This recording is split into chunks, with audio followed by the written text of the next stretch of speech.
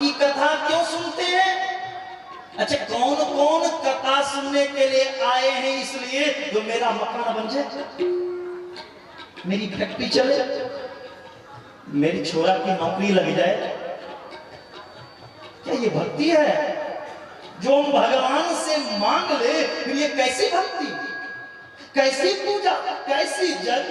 यार भगवान से अगर तुम मांग ही लिए तो पूजा करने का फल क्या मिलेगा? मांगना है तो हरिराहवासी भगवान से कभी मत मांगना। मांगना है तो जीवन में भगवान को मांग लो, गोविंद को मांग लो। जिन्होंने गोविंद को मांगा उन्हें जीवन में कोई चीज की कमी नहीं होगी। आज के बाद क्या मांगोगे? दौलत, रुपया, पैसा? क्या मुझे बोलिए राधे राधे। भगवान से क्या कहेंगे जो अगले बार फिर चुनाव जीत जाए? वो उनकी हाथ में है। भगवान से कहना है, हे ठाकुर मुझे आपकी प्राप्ति हो जाए। जीवन का परम लाभ क्या है? भगवत प्राप्ति। अगर भगवान को पा लिया तो कोई चीज की कमी नहीं होगी। लोग तो भागवत कथा का भैया लगो का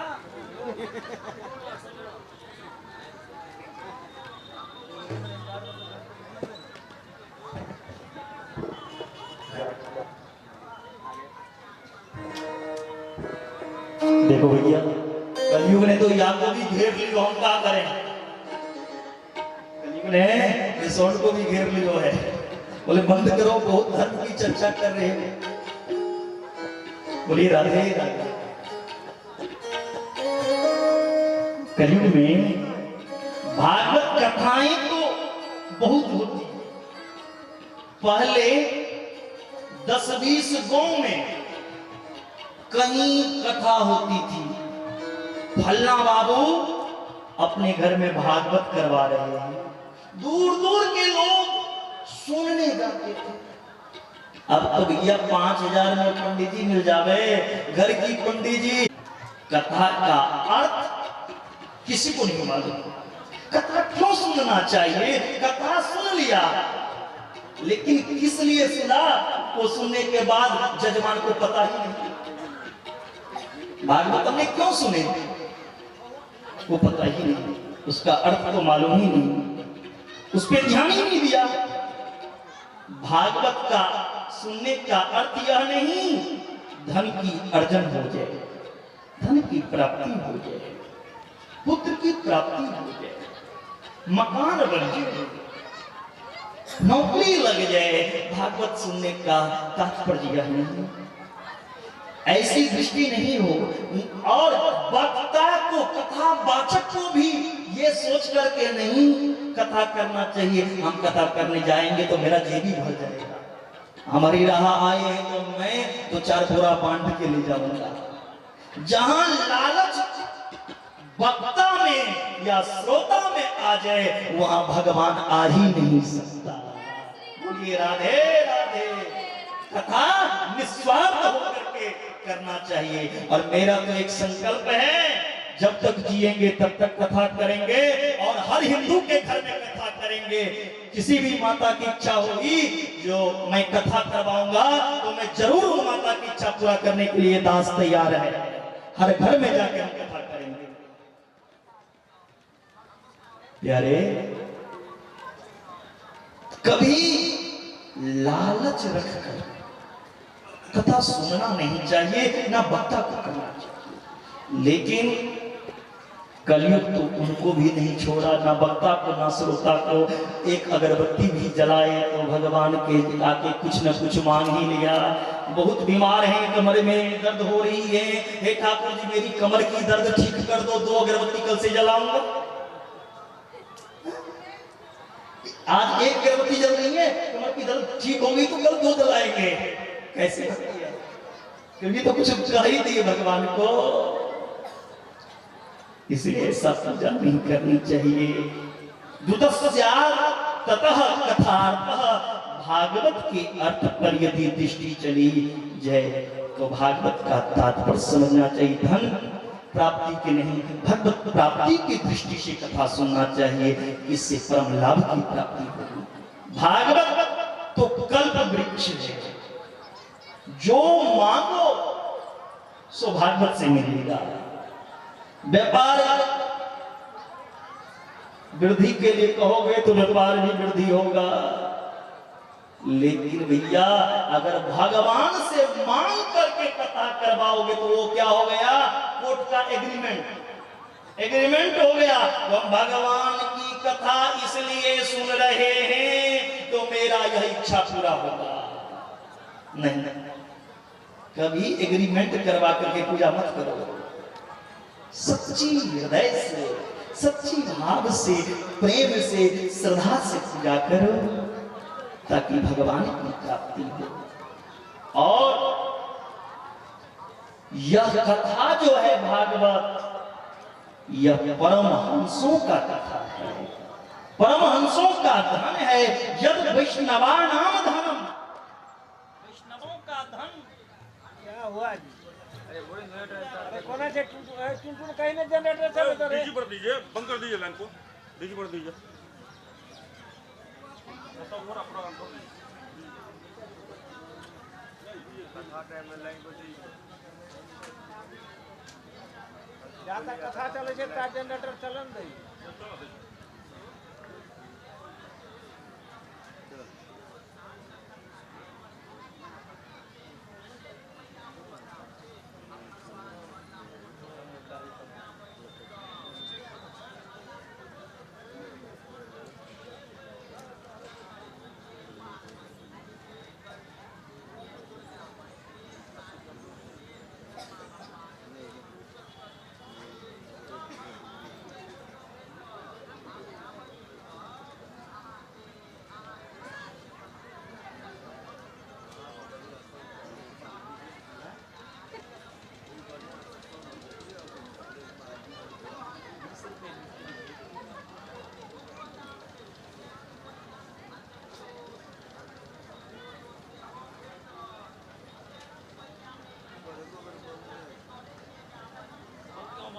व्यापार चल रहा है, नहीं चलेगा, नहीं बंद हो।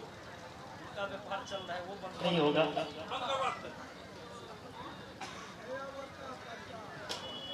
या वो भी कुछ कमाने के लिए आए हैं मेला में, कमाने के लिए। श्री राधे। श्रीमद् भागवत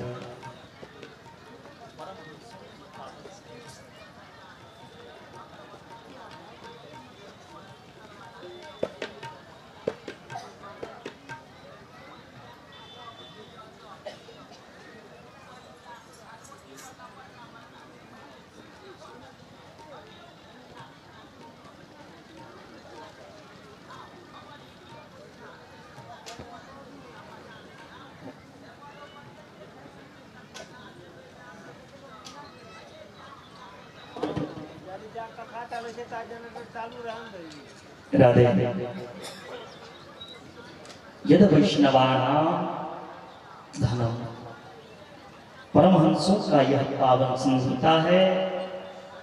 तुम्हारा लक्ष्य क्या है, तुम्हारी कामना क्या है, उसी को पूर्ति भागवत भगवान करेंगे। जो सोचकर आप कथा सुनोगे वो पूर्ति होगा, लेकिन भगवान की प्राप्ति नहीं होगी। इसीलिए भगवान की भक्ति करना है तो निष्काम भाव से करना चाहिए। भगवान से कुछ नहीं मांगो, मांगना है तो गोविंद को मांगो। नारद जी ने अनेक तरह का भक्ति देवी की कष्ट दूर करने के लिए उपचार किए।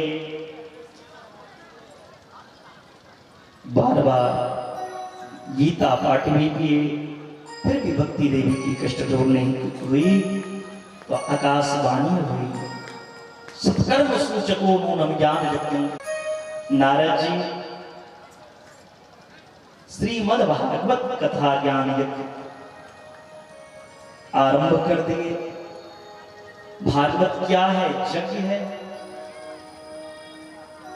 यज्ञ बिना पत्नी का होता ही नहीं। नारद जी बेचारा अकेले ब्रह्मचारी, नारद जी कहां से पत्नी करने जाए? अब तो चिंता की विषय है। तब सनकादिक ऋषि ने कहा, संत अगर यज्ञ करे, उमाकांत बाबा जैसे महंत अगर यज्ञ करवावे तो अपने कल्याण के लिए नहीं, संसार के कल्याण की कामना से यज्ञ करना चाहिए। संत का यज्ञ लोक हितार्थ होना चाहिए, जन कल्याण के उद्देश्य से होना। तो वहां पर पत्नी की आवश्यकता होगी ही नहीं। अगर कोई गृहस्थ करवावे जगहों की आदि जैसे दिलीप बाबू जैसे, हम तो दो ही का नाम जानते हैं, तो उनके लिए पत्नी की जरूरत पड़ेगी। बिना पत्नी का आप यज्ञ नहीं करवा सकते। नारद जी संकल्प लिया, मैं यह जग अपने लिए नहीं करवा रहा हूं, मैं भक्ति देवी की कष्ट दूर करने के लिए, ज्ञान वैराग्य के लिए करवा रहा हूं, ताकि जन जन में ज्ञान की प्रकाश हो, जन जन में वैराग्य हो। नारद जी ने जन कल्याण के उद्देश्य से श्रीमद् भागवत कथा करवाया। भागवत कथा जैसे ही शुरू हुआ, गंगा द्वार समीपे तो तत्तमानंद मानकाम, बड़ा सुंदर हरिद्वार में यह कथा का आयोजन हुआ। संतों का टोली आ गई, कुंभ जैसा वातावरण बन गया। अधरी राह में जैसे कुंभ लगी हुई है, ऐसा वातावरण हो गया श्रीमद् भागवत कथा से। जहां भागवत कथा होती है प्यारे, वहीं गंगा यमुना त्रिवेणी संगम बन जाता है। वहीं सारे देवता आकर के वास करते हैं। एक बार जिस स्थान पर भागवत हो जाए, 12 वर्ष के लिए वह स्थान तीर्थ हो जाता है, ऐसा वर्णन आया है। एक बार भगवान शंकर और माता पार्वती दोनों कहीं घूमने के लिए निकल पड़े। भगवान शंकर माता पार्वती से कह रहे हैं, देवी आप थोड़ी देर के लिए यहां खड़ी हो जाओ, मैं यहां से आ रहा हूं। पार्वती को भगवान शंकर छोड़ के चले गए। कहां? सुअर बंधा हुआ। उस सुअर जहां बंधा था, उस स्थान से मिट्टी लेकर के पूरे शरीर में लेपने लगे।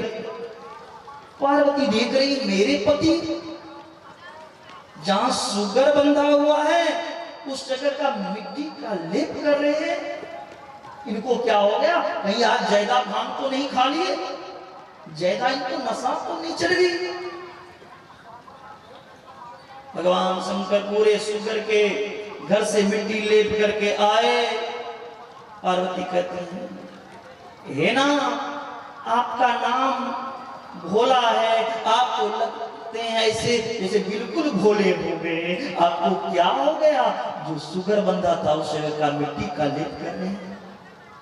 भगवान शंकर ने कहा, देवी तुम्हारी नजर में वह स्थान सुगर का स्थान है, मेरे नजर में वह स्थान तीर्थ है, क्योंकि आज से 12 वर्ष पहले वहां पे श्रीमद् भागवत कथा हुआ था। जिस जगह एक बार भागवत हो जाए, वह 12 वर्ष के लिए तीर्थ बन जाता है। क्यों तीर्थ 12 वर्ष? 13 वर्ष भी हो सकता था, 1 वर्ष भी हो सकता था, 10 वर्ष भी हो सकता था। 12 का संख्या ही क्यों आया? श्रीमद् भागवत महापुराण में 18,000 श्लोक हैं, 12 स्कंद हैं और 335 अध्याय हैं। एक स्कंद का पुण्य 1 वर्ष तक रहता है। एक स्कंद का जिस जगह पाठ होगा, उसका पुण्य 1 वर्ष तक रहेगा। अगर 12 स्कंद का पाठ हो जाए तो वह 12 वर्ष के लिए तीर्थ बन जाता है। बोलिए राधे राधे। आज यह हरिराह के पावन भूमि, जहां कभी आप लोग सपनों में भी नहीं सोचे होंगे, वह तीर्थ बन चुका है। धन्य हरिराह की पावन भूमि। बोली ग्राम देवता की। कुंभ जैसी वातावरण हो गई, सारे देवता लोग आने लगे। जीवन मुक्त ब्रह्म, सारे महात्मा लोग जो ध्यान योग में थे, समाधि में थे, सब छोड़ करके कहां आ गए? जहां नारद जी कथा करवा रहे हैं। सारे संतों की भीड़ लग गई। अब बड़ा सुंदर कथा चल रहा है। उसमें गौतम ऋषि इत्यादि आए, भृगु ऋषि, वशिष्ठ ऋषि, चमन, अंगिरा, सारे ऋषि आए हैं। जय शब्दो नमः शंख शब्द, शंख शब्द तथेव च। गंगा का तट जय घोष से गूंज रहा है। उस पावन संतों की समाज के मध्य में सनकादिक ने कथा का शुभारंभ किया। सदा से प्यार, सदा से प्यार, श्रीमद् भागवती कथा, यस्य श्रवण मात्रेण हरिश्चित्तं समाश्रये। सनकादिक ऋषि कथा के क्रम में कह रहे हैं, भागवत की कथा सदा सुनना चाहिए और इसे सुनना नहीं चाहिए, सुनकर जीवन में उतारना चाहिए। भगवान की कथा सदैव श्रवण करने योग्य हैं और भगवान की चरित्र श्रवण मात्र से आपके चित्त में हरि आकर के इस हरिराह वालों को चिपक जाता है। भागवत कथा सुनकर क्या होगा?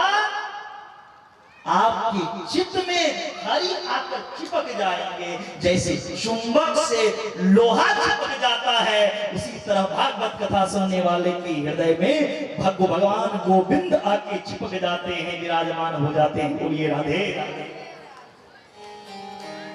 तो चाहते हो ना आपके हृदय में गोविंद आए, तो घर को भूल जाओ और 7 दिन आज के बाद बचा है। 4 घंटा 5 घंटा कथा होगी तो 5 घंटा सब कुछ भूल करके कथा में बैठो। इसके बाद जीवन भर काम करना, फिर ऐसा अवसर नहीं मिलेगा। उनके हृदय में हरि चिपक जाते हैं। वो टेढ़ी टांग वाले कन्हैया, लड्डू गोपाल द्रवीभूत चित्त में ऐसा कर जाता है कथा सुनकर। एक बार चिपक जाए तो जीवन में कभी वह टेढ़ी टांग वाली कन्हैया निकलेगा ही नहीं। और हम जाएंगे कहां? भगवान की मूर्ति में पूजा करने के लिए हम जाएंगे हरिद्वार, काशी, लेकिन हृदय में जो हरि है उस हरि का कभी हम दर्शन करना ही नहीं चाहते।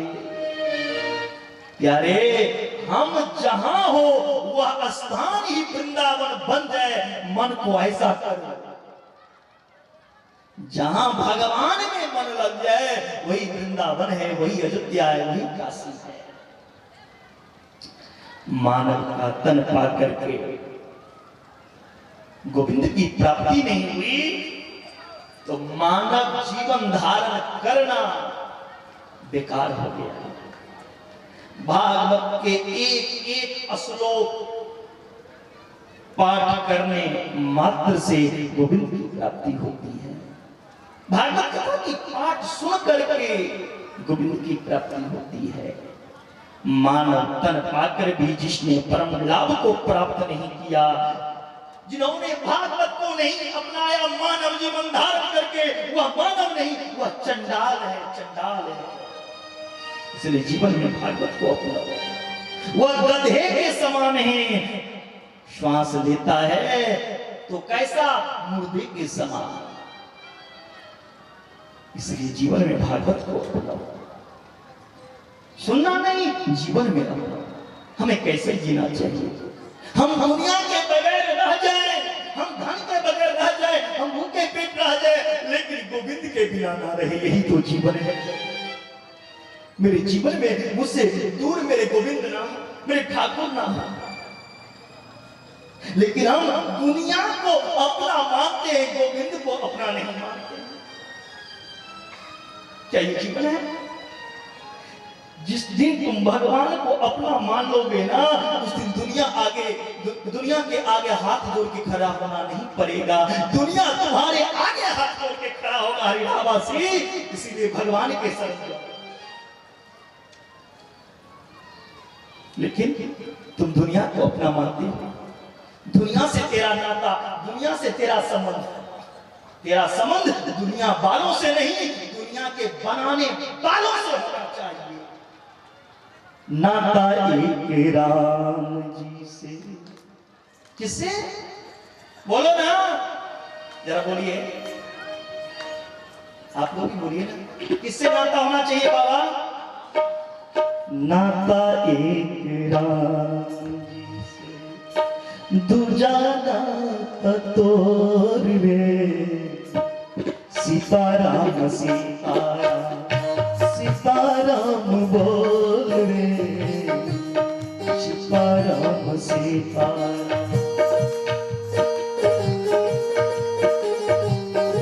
सीताराम सीताराम सीताराम कहिए, सीताराम सीताराम सीताराम कहिए, चाहे विराट राम चाहे विरही, चाहे विराट राम चाहे विरही। सीताराम सीताराम सीताराम कहिए, सीताराम सीताराम सीताराम कहिए।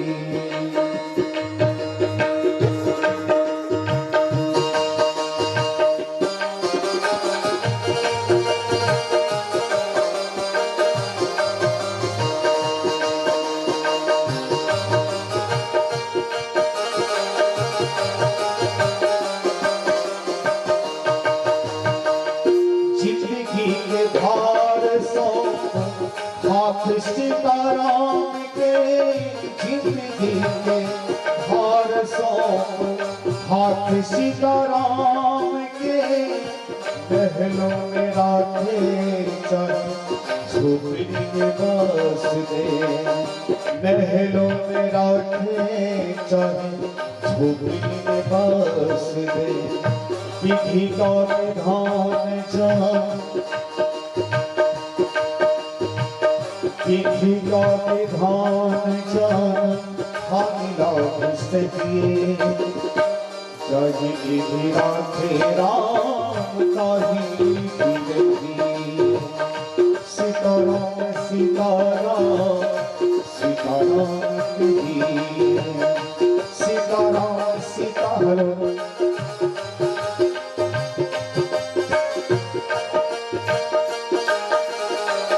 सीताराम सीताराम सीताराम कहिए, सीताराम सीताराम सीताराम कहिए, चाहे विधि राधे राम ताही विधि, चाहे विधि राधे राम ताही विधि, ताही विधि। इसलिए प्यारे, जीवन में भगवान को अपना समझ लो, भगवान से संबंध जोड़ो।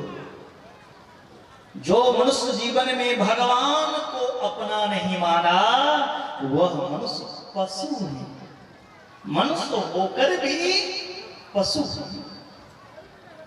सनकादिक ऋषि बोले हम गाली नहीं दे रहे हैं, हम बता रहे हैं ऐसे मनुष्य को संसार में रहना धिक्कार है। जिन्होंने भगवान को नहीं पाया उसको जीना क्या है, वो पशु ही है ना। जीवन क्या है, क्यों मिला, भगवान की प्राप्ति के लिए। एवं बदंती दिवी देव समाज मुख्या, जीवन में भगवान की प्राप्ति करो। ऐसा आकाश में खड़ा हुआ पूरा देव समाज कहता है कि इन अभागा को देखो, भगवान के चरणामृत, भगवान के परम पवित्र कथा की धारा बह रही है। आप लोग यहां बैठे हो और देवता कहां आकाश मार्ग से कह रहे हैं। इन अभागा को देखो, भगवान की पावन चरित्र अमृतमय कथा की धार बह रही है, लेकिन इन धार का कोई आचमन लेने वाला नहीं है। इसको ग्रहण करने वाला कलयुग में बहुत कम है, नहीं लेते हैं, आवागमन नहीं करते हैं। लोग दुनिया की अमृत के पीछे भागते हैं। दुनिया के अमृत के पीछे भागोगे ना तो एक दिन रोगे, लेकिन भगवतामृत के लिए अगर पीछे दौड़ोगे तो तुम्हें संसार में आना दोबारा नहीं होगा। पुनरपि जननम पुनरपि मरणम पुनरपि जननी जठरी सनी, दोबारा किसी जीव के गर्भ में वह नहीं आता। जिन्होंने भगवान की यह पावन चरित्र को श्रवण किया, यह चरित्र जो है बड़ा दुर्लभ है। देवता इस चरित्र को सुनने के लिए तरसते रहते हैं। मेरा भी भारत के भूमि में जन्म हो और इस मृत लोक में मनुष्य बनकर हम जन्म ले, ताकि भागवत सुनने का अधिकार हमें भी प्राप्ति हो। देवता रात दिन तरसते हैं इस भागवत के लिए, वह भागवत इस हरिरावासी को प्राप्त हुआ, उसे हम क्यों दुरुपयोग करें, उसको तो जीवन में धारण करें। यह घड़ी फिर से आने वाली नहीं है, लेकिन लोग इसका लाभ नहीं लेते हैं, समझ नहीं पाते हैं। इसलिए वह जीव दुर्भाग्य है जो भगवान की पावन चरित्र को नहीं सुनते। देवता उन जीव को गालियां देती हैं जो भागवत का पावन चरित्र को नहीं श्रवण करता। सनगाते चारों भाई भागवत की महिमा मुक्त कंठ से गा रहे थे कि एक क्षण अलौकिक नाम संकीर्तन की ध्वनि सुनाई पड़ी। सबने देखा, भक्ति सुतो तो तरणी कृत्वा प्रेमैक रूपा सरसा विरासे, श्री कृष्ण गोविंद हरे मुरारे नाथेति नामानि वदन्ति। सरकार ऋषि ने भागवत का गान कर रहा था, उसी समय दिव्य अलौकिक क्षण में भगवान नाम की संकीर्तन की ध्वनि सुनाई पड़ी। आइए हम लोग भी उस ध्वनि का गान करें। बोले भक्त वत्सल भगवान की जय। श्री कृष्ण गोविंद हरे मुरारे हे नाथ नारायण वासुदेव, श्री कृष्ण गोविंद हरे मुरारे हे नाथ नारायण वासुदेव, हे नाथ नारायण वासुदेव, हे नाथ नारायण वासुदेव,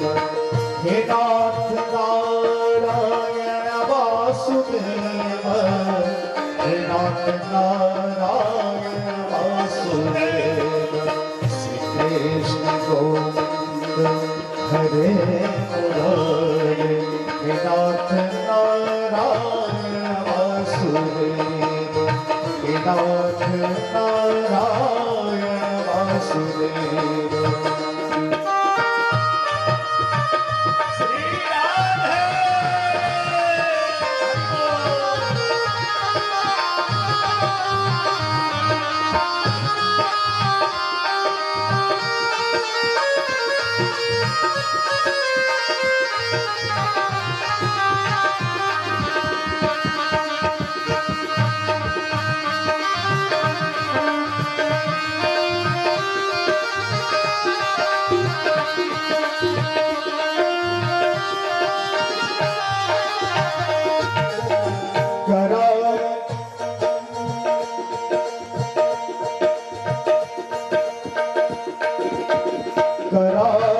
करारविन्देन पदारविन्दं मुखारविन्देन विनिवेशयन्तः करारविन्देन पदारविन्दं मुखारविन्देन विनिवेशयन्तः पटशपत्रशतुके शयानम् वटशपत्रशतुके शयानम् पालमुकुन्दं मनसा स्मरामि पालमुकुन्दं मनसा स्मरामि हे नाथ नारायण वासुदेव हे नाथ नारायण वासुदेव श्री कृष्ण गोविंद हरे मुरारे हे नाथ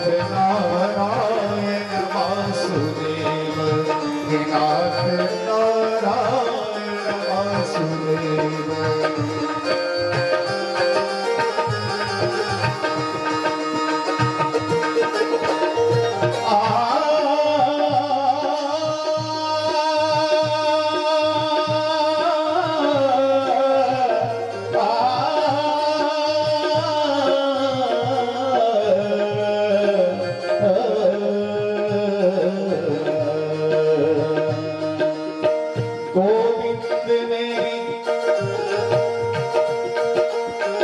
गोविंद मेरी ये प्रार्थना है गोविंद मेरी ये प्रार्थना है जब प्राण निकले तन से हमारे हे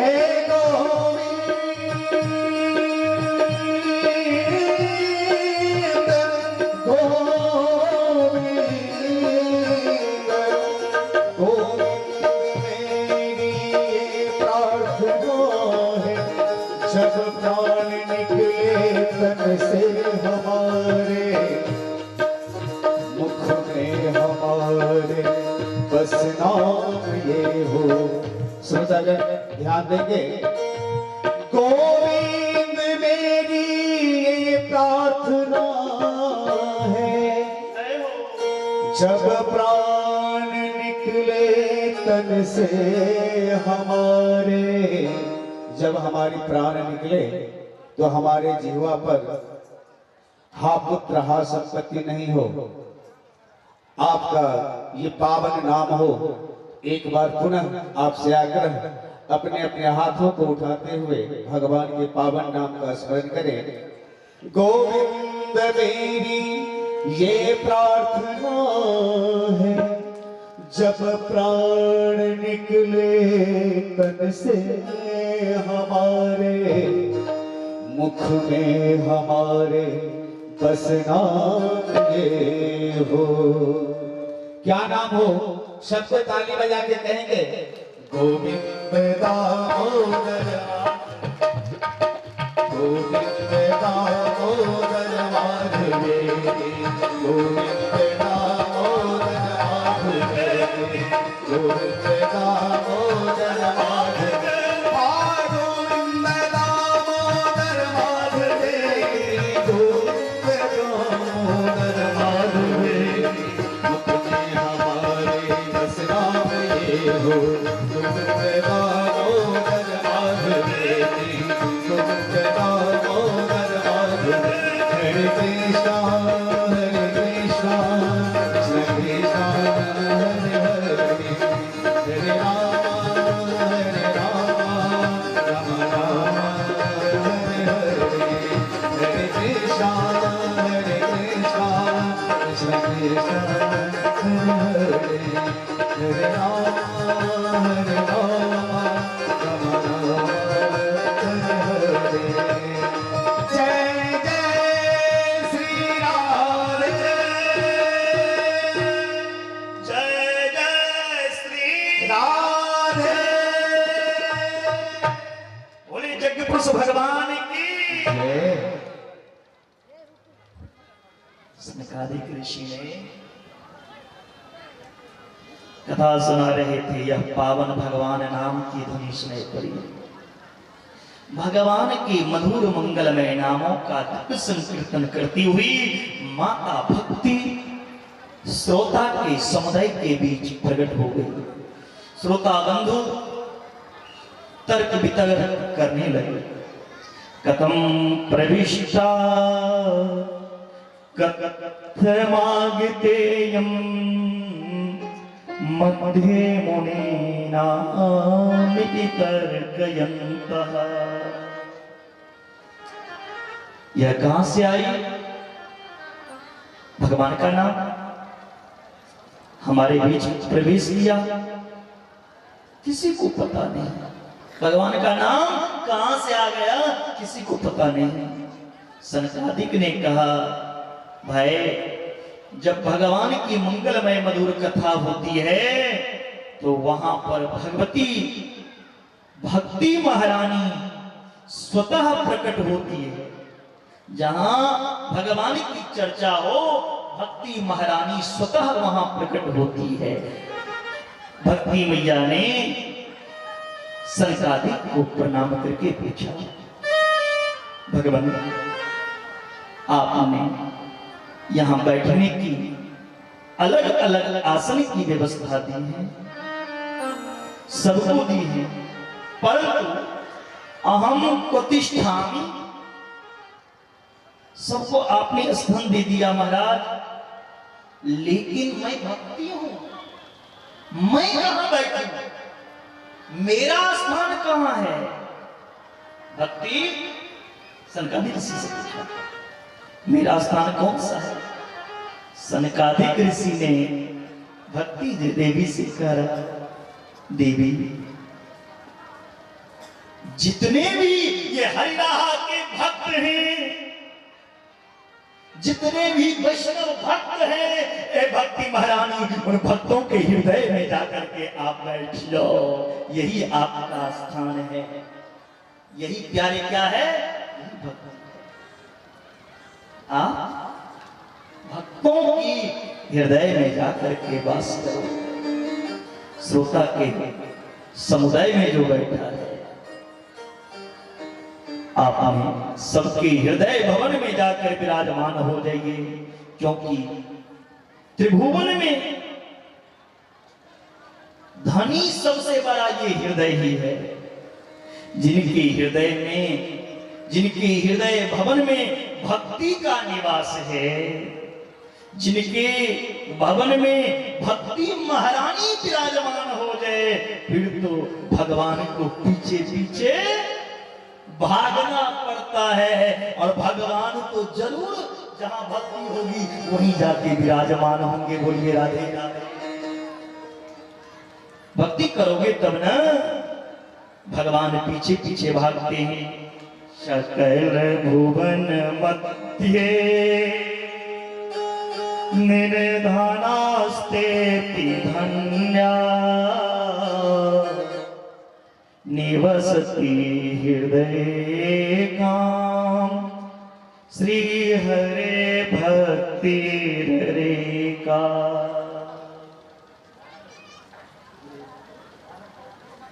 हरिरपि निजलोकं शर्वथा तो प्रविशति हृदय काम भक्ति सूत्रोपनता।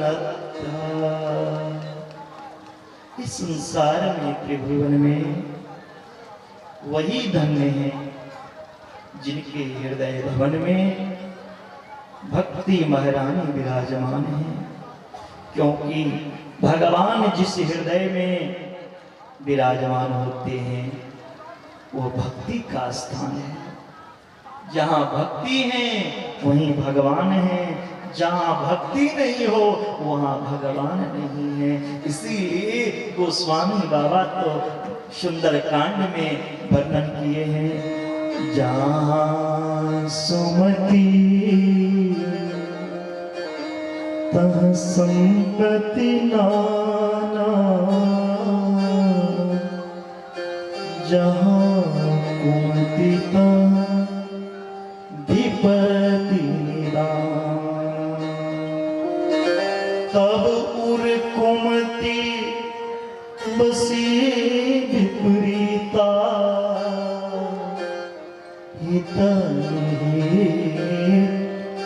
मानहोरी प्रीता। सबके जीवन में सुमति और कुमति प्यारे, जिनके हृदय में भक्ति है वही गोविंद को पाता है। फिर अपना वैकुंठ को त्याग करके भगवान भक्त के हृदय में जाकर जबरदस्ती घुस जाते हैं। भगवान को बुलाना नहीं पड़ता है, भगवान को जबरदस्ती धक्का मार करके आपके हृदय में विराजमान हो जाते हैं। जैसे हनुमान ने सीना चीर करके राम को लक्ष्मण को प्रकट किया, वैसे ही भक्तों के हृदय में भगवान का प्रकट हो जाता है। बोलिए राधे। लेकिन किनके हृदय में घुसते हैं भगवान? आप सब अपना हृदय को चीर करके देखिए, किनके किनके हृदय में भगवान है। डॉक्टर क्षम्यताम, मयंक कुमार अपने दादी के हाथ से छूट गया है। गोपाल मलिक का वो पोता है। मेला कमेटी से आग्रह है कि बच्चे को खोजने में मदद करें। मयंक कुमार अपने दादी के हाथ से कहीं बिछड़ के भटक गया है। मेला कमेटी से आग्रह है कि उन्हें खोजने में मदद करें। राधे राधे। प्यारे भगवान किनके हृदय में जाके घुसते हैं? शराबी के हृदय में, मांसाहारी के हृदय में। बताओ, उनके हृदय में भगवान बैठेंगे? क्योंकि उनका अंतःकरण ही पवित्र नहीं है, तो भगवान को कहां से दिखाएगा? निर्मल मन जन सोहि पावा, मोहि कपट छल छिद्र न गावा। जिनका मन दूषित न हो, जिनका मन निर्मल है, यह भवन जो है, यह भवन बड़ा पवित्र है। प्यार, इससे पवित्र, इस हृदय से पवित्र इस संसार में कोई स्थान नहीं मिलेगा। लेकिन ये पवित्र हृदय रूपी आंगन को लोग गलत कर्म करके अपवित्र कर लेते हैं। जिसमें गोविंद को मिटाना चाहिए प्यारे, उसमें लोग गलत चीज को सेवन करके बिठाते हैं। प्यारे, जो मेरे गोविंद सेवन नहीं करते हैं, कभी उसका सेवन मत कर। क्या राम जी को कभी देखे दारू की बोतल को हाथ लगाते हुए? क्या राम को आपने देखा कभी मांसाहारी का सेवन करना। जो राम ने किया वो जीवन में करो प्यारे, तो तुम्हारा जीवन धन्य होगा। क्या राम को देखे कभी माता पिता को घर से भगाते हुए? राम तो वनवास भी जाकर अपने माता पिता को ध्यान करते थे। प्रातः काल उठकर रघुनाथा, माता पिता गुरु नाम ही माता। लेकिन तुम तो बड़ी महान हो, जिसमें भगवान को बिठाना चाहिए उसमें तुम दुनिया को बिठाए हो। दुनिया, तेरा दुनिया अपना है, तेरा गोविंद अपना नहीं है। अभागा वो मानव जिनके हृदय में गोविंद न हो, जीवन में गोविंद को बिठाओ प्यारे। ये जीवन का लाभ है। हम लोग बाहर की आंगन को चमकाते रहते हैं। दलान दरवाजा सफाई होना चाहिए, पूरा क्लीन होना चाहिए। घर आंगन मकान पूरा क्लीन होना चाहिए, चकाचक होना चाहिए, साफ होना चाहिए। लेकिन असली आंगन को हम गंदा रखते हैं, उसको कभी हम सफाई नहीं करते हैं। ये कोई साबुन से सफाई होने वाला नहीं है, ये तो संतों के शरण में जाने से ही सफल होगा, सफाई होगा, धुलाई होगा। मैंने आंगन नहीं बुहारा, कैसे आवेंगे भगवान? आएंगे भगवान जब तक ये आंगन को बुहारोगे नहीं हरि कथा से, तब तक भगवान नहीं आएंगे। मैंने आंगन नहीं बुहारा, कैसे आएंगे भगवान? तुम्हें आंगन नहीं बुहारा, तुम्हें आंगन नहीं बुहारा, कैसे आएंगे भगवान? कैसे आएंगे भगवान? तुम्हें आंगन नहीं बुहारा, तुम्हें आंगन नहीं बुहारा, कैसे आएंगे भगवान? कैसे आएंगे भगवान?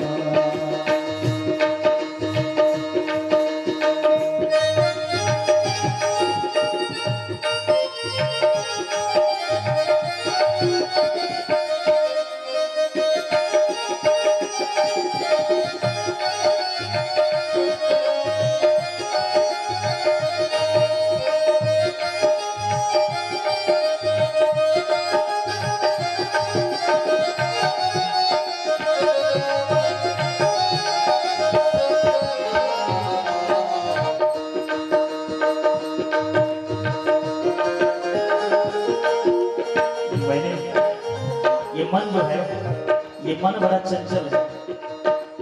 ये चंचल मन को कैसे सुधारना है? भगवान की कथा से, मैंने चंचल मन को नहीं सुधारा, कैसे आएंगे भगवान? कैसे आएंगे भगवान? चंचल मन को नहीं सवारा, चंचल मन को नहीं सवारा, कैसे आएंगे भगवान? कैसे आएंगे भगवान? कैसे आएंगे भगवान? कैसे आएंगे भगवान?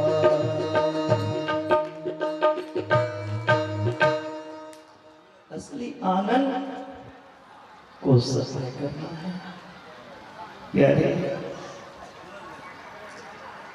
जिनका मन, जिनका हृदय निर्मल है, उनके हृदय में सरकार घुस जाते हैं। फिर भक्त कितनों भी कोशिश कर ले भगवान को निकालने की, भगवान तो हृदय से निकलते ही नहीं। एक बार अगर आपके हृदय में भगवान प्रवेश कर जाए तो फिर जीवन में कभी नहीं निकलती। फिर आप जिसको देखोगे ना उसी में आपको भगवान नजर आएंगे। सिया राम मैं सब जग जानी, करो प्रणाम जोड़ी हरि व्यापक सर्वज्ञ समाना, प्रेम ते प्रगटे। फिर भगवान सभी में दर्शन होंगे। भगवान आपके अंदर है, मेरे अंदर है, कुत्ता के अंदर, चिट्ठी के अंदर, स्वर्ग के अंदर लोहम चमे, शीशम चमे, कर्पूर चमे, ओजस चमे, जगीन कृताम, ईश्वर जो है इस संसार के कण कण में व्याप्त है, सभी में भगवान है। लेकिन ये सुंदर जो भवन है, इस सुंदर भगवान में प्रिया भक्ति सम्मिलित हो जाती है। फिर इस मकान पर कोई कब्जा नहीं जमा सकता है। एक बार अगर इस मकान में भगवान बैठ जाए तो इस मकान पे कोई कब्जा नहीं करेगा। दुनिया की मकान पर कब्जा हो सकता है भले, लेकिन इस मकान पर अगर ठाकुर जी कब्जा कर ले तो किसी की जमता ही नहीं जो इसको आकर के निकाल दे। और जिनके अंदर लोभ, मोह, मत्सर, ईर्ष्या, द्वेष, छल, कपट, माया का यह परिवार है, माया का 8 परिवार है। जिनके हृदय में यह माया आसक्त है, उनके हृदय में साहब भगवान नहीं जाते। जो ये माया से, संसारिक माया में रहकर भी माया से अलग है, उनके हृदय में गोविंद का वास होता है। और वही भक्त आगे चल करके वैराग्य को अपनाते हैं जीवन में।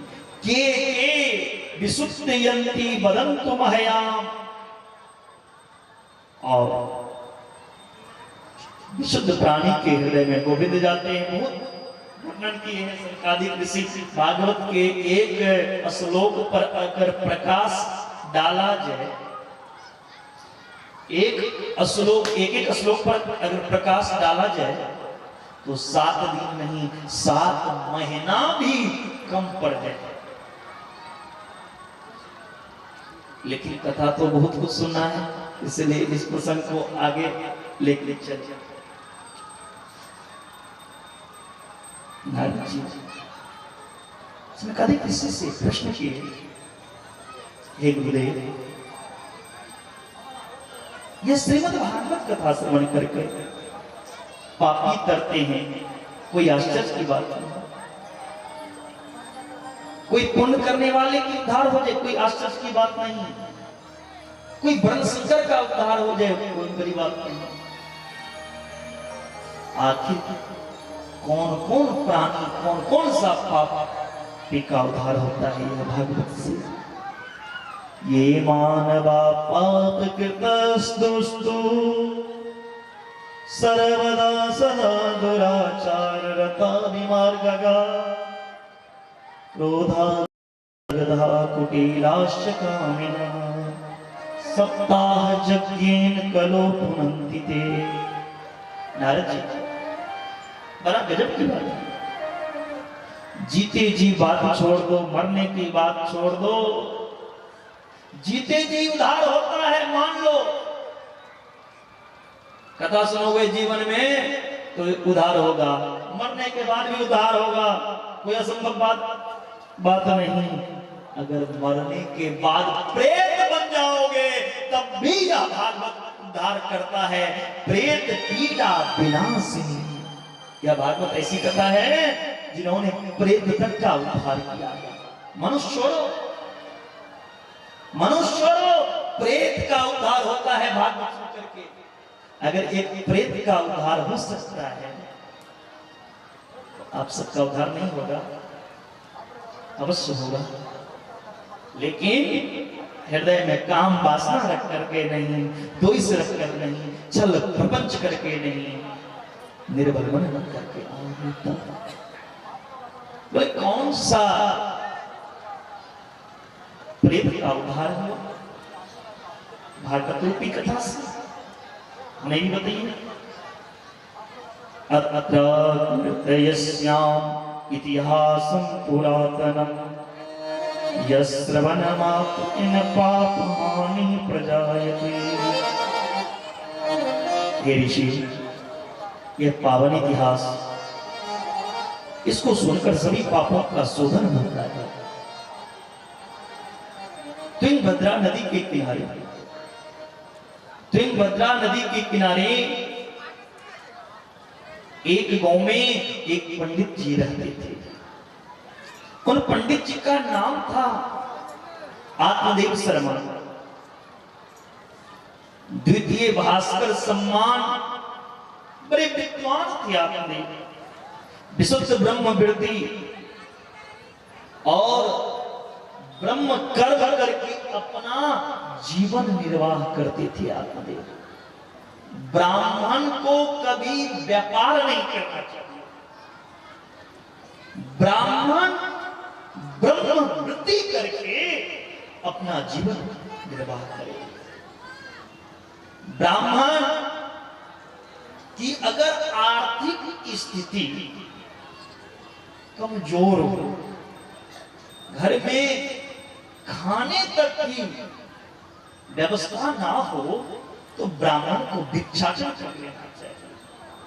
ब्राह्मण को भिक्षा मांगने की अधिकार है, मांग सकता है, लेने का, लेकिन ब्राह्मण व्यापार ना करे। ब्राह्मण अगर उनको कोई भिक्षा भी ना दे, व्यापार कब तक करें? जब तक उनके जीवन में अरे वाह राधे वो कष्ट दूर ना हो जाए। ब्राह्मण का जीवन जो है तपोमय होना चाहिए, त्याग से भरा होना चाहिए। ब्राह्मण का हृदय सरल होना चाहिए, शांत स्वभाव का होना चाहिए। ब्राह्मण को गाय की रक्षा, वेद की रक्षा, धर्म की रक्षा करना चाहिए। यह ब्राह्मण, जो ब्राह्मण 3 संध्या, आज भी 3 टाइम संध्या बंधन कर ले और 8 बार गायत्री का जप कर ले, वह ब्राह्मण पूरा पृथ्वी का दान लेकर पचा सकता है। लेकिन कौन ब्राह्मण? जो ब्राह्मण सुरापान करे, जो मांसाहारी हो वो नहीं जी। जो ब्राह्मण वैष्णव हो, जो वैष्णव धर्म को अपनाए, ऐसे ब्राह्मण अगर संध्या वंदन करके गायत्री जपे, तो उस ब्राह्मण के मुख से आज भी अग्नि प्रज्वलित हो सकता है। कोई आश्चर्य की बात नहीं। भगवान ने कहा विप्रा प्रसादाद धरणी धरोहम, विप्रा प्रसादाद कमला भरोहम, विप्रा प्रसादाद तंतो अहम, विप्रा प्रसादाद मम राम नाम, विप्रा प्रसादाद मम कृष्ण नाम। मैं जो हूं ब्राह्मण के प्रताप, ब्राह्मण की कृपा से। ऐसे ये नारद जी ऐसे ब्रह्म वृत्ति से जीवन निर्वाह कर रहे थे। कौन ब्राह्मण? आत्मदेव। आत्मदेव कभी चोरी नहीं किया, आत्मदेव कभी सुरापान नहीं किया, आत्मदेव कभी ताश नहीं खेला, जुआ नहीं खेला। आत्मदेव तो आत्मा में ही देव का दर्शन करता था, अपने आत्मा में भगवान को दर्शन करता था। लेकिन यहां तो गड़बड़ हो गया। अरे मैया, तेरी सारी तेरी ध्यान किधर है? चौथापन एगो मैया जी, अब तो जीवन ठाकुर जी में लगाई दो, उधर का रखा है। क्यों को बोल लोक बार तारता क्रूरा, प्रायसो बहुजल्पिका, शुराना कृत्ये हो कृपना कलह प्रिया। आत्मदेव धर्मात्मा थे, सुशील थे, लेकिन पति धर्मात्मा तो पत्नी को महात्मा होना चाहिए ना। पति अगर धर्मात्मा हो तो पत्नी कैसी हो? महात्मा। गुण तो होना चाहिए, पति वाला आचरण होना चाहिए। पति आत्मदेव इतने धर्मात्मा थे, लेकिन पत्नी तो झगड़ाल, पत्नी भयंकर झगड़ाल। जब तक पड़ोसी को दो गालियां ना दे तब तक उनकी रोटी पचती नहीं, ऐसी पत्नी। और आजकल की मियां जो है डोकर, वह को जब तक अपनी छोरी को, अपनी बहू को दो चार गालियां, दो चार बात को सुनाए, तब तक वह को नींद ना आवे।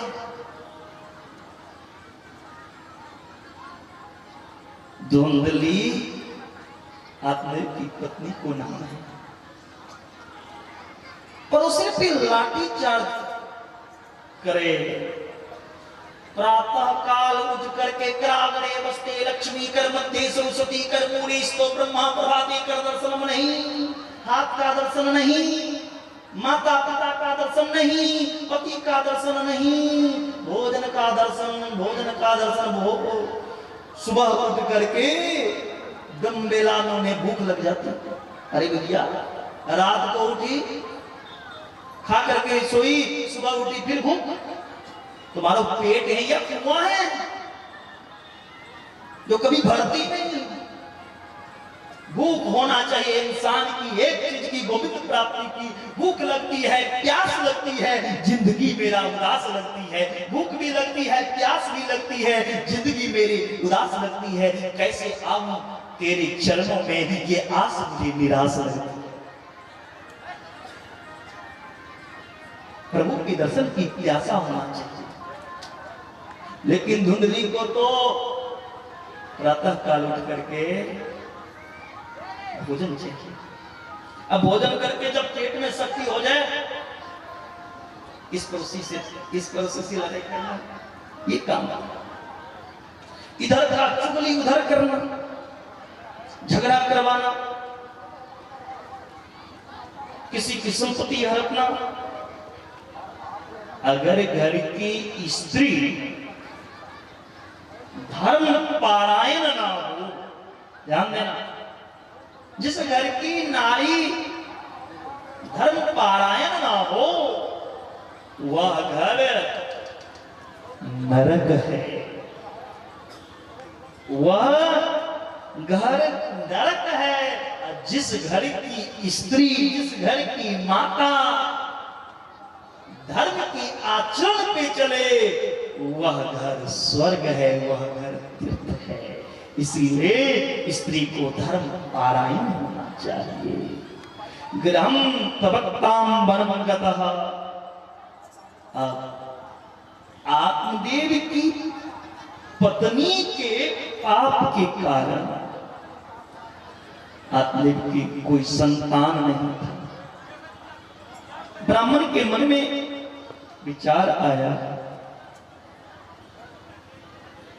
मैं कितना बड़ा पापी हूं, मेरे घर संतान नहीं है।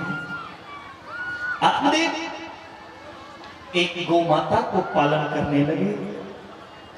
वो गौ माता भी बाजिन हो गई,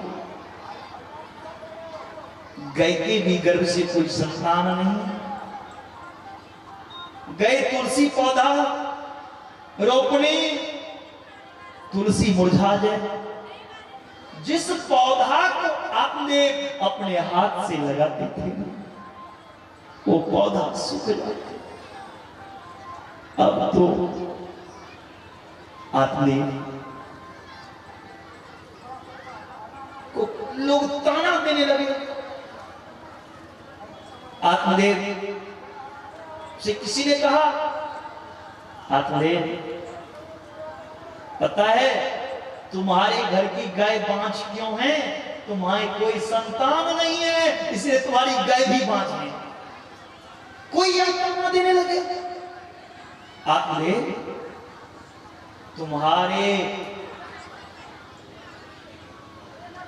गाय बांझ है, इस कारण तुम्हारे हाथों का तुलसी पौधा भी सूख जाता, क्योंकि ये तुलसी भी चाहता है बांझिन का हाथ का जल मुझे नहीं चाहिए।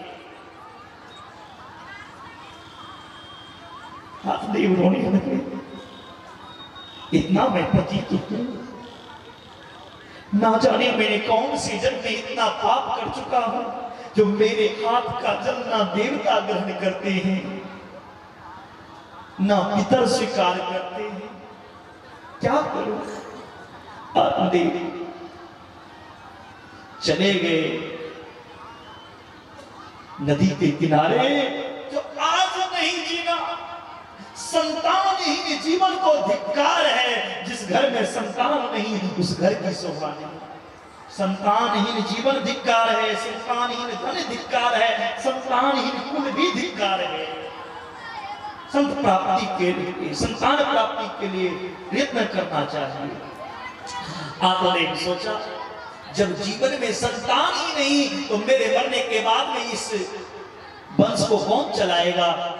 अब तो जीवन को समाप्ति कर दो। आपने चले गए आत्महत्या करने के लिए नदी के किनारे। और आत्महत्या करना क्या है? पाप है। जब आत्महत्या करने के नदी किनारे बैठे तो एक महात्मा जी आ गया अपने के पास। अरे पंडित जी, नाम है आत्मदेव और काम क्या करने आए हो? आत्महत्या। नाम है आत्मदेव और उसी देव को हत्या कर रहे हो, ये तुम्हारा धर्म है? ये जीवन दुर्लभ है प्यारे। दुर्लभो मानसो देहो देहिनाम क्षणभंगुर। तूने कितने मानव का शरीर मिला, बड़े भाग्य मानुष बाबा। सुर दुर्लभ सब ग्रंथ ही, ये दुर्लभ शरीर पाकर के इसे हत्या कर दोगे तो भगवान की प्राप्ति कब करोगे? आत्मदेव संत भगवान का चरण पकड़ के रोने लगे। संतों ने कहा, कथम रोदसी विप्रा का तुम चिंता बलियसी बदत्वं सत्वरं मह्यं शबश्य दुःखस्य कारणम्। संतों ने पूछा, पंडित जी क्यों रो रहे हैं आप? कौन सी चिंता सता रही है? शीघ्र हमें बताओ। ब्राह्मण ने देखा संत सहानुभूति दिखा रहे हैं। ब्राह्मण संत के सम्मुख मुक्त कंठ होकर के रो करके चरण में चिपक गए। किं ब्रवीमि ऋषिं दुःखं पूर्व पापेन संचितम् मदीयाः पूर्वजास्तोऽयं कवोष्णमो भञ्जते। अपने संत भगवान का चरण पकड़ के कहने लगे, क्या बताऊं महाराज, ना जाने कितने जन्म की पाप का उदय आत्मदेव के घर में हो गए। जो जल में अपने पूर्वजों पितर को प्रदान करता हूं, वो मेरा हाथ का जल देवता ग्रहण नहीं करते, पितर भी नहीं स्वीकार करते, और तो उनकी आंखों की आंसू आ जाते हैं। मेरे बाद में कोई जल देने वाला नहीं है। भगवान ने का दिया, घर में सब कुछ दिया, लेकिन एक संतान नहीं दिया। संतान हीन जीवन को धिक्कार है। महाराज क्या बताऊं, मैं संतान के लिए जितना रोता हूं ना, उतना ही मैं गाय के लिए भी रोता हूं। मेरे घर में एक गौ माता है, मैं गौ माता को पाल रखी है। वो गौ माता भी बांझ हो गई। महाराज जो पेड़ मैंने लगाया वो पेड़ सूख गए। पता नहीं क्या पाप मुझसे हो गया, किस जन्म में हो गया, मुझे कुछ मालूम नहीं। महाराज आप ही बताओ, मैं क्या करूं, कहां जाऊं, मर जाऊं, मुझे कुछ नहीं दिख रहा है। संतों ने कहा, आप देख क्यों रो रहे हो बेटा के लिए? मुंचायानम प्रजारूपम बलिष्ठार मनोगति विवेकम तो समासाय त्यज संसार वासनम। प्यारे बेटा आप ले, किसको तुम बेटा कहते हो? इस संसार में कोई किसी का बेटा नहीं है। जिसको तुम बेटा समझते हो ना, वो इस शरीर का, वही बेटा एक दिन तुझको आग देकर जला देगा, तुम राख बन जाओगे, ये शरीर जल जाएगी। अपने क्यों रोते हो बेटा के लिए? कोई किसी का बेटा नहीं होता इस संसार में। अगर बेटा का मोह है तो अज्ञान के कारण है, तुम्हें अज्ञानता है। अब बताओ, राजा सगर के 60,000 पुत्र हुए, सारे कपिल मुनि के श्राप से चल गए, संतान का सुख मिला, किनको संतान का सुख मिला? तुम्हें क्या भरोसा है मरने के बाद बेटा आग देने के टाइम में होगा सामने कि ना होगा? कोई भरोसा नहीं। आप ले, अगर बेटा ही बनाना है तो गोविंद को बना लो, भगवान को बेटा मान लो।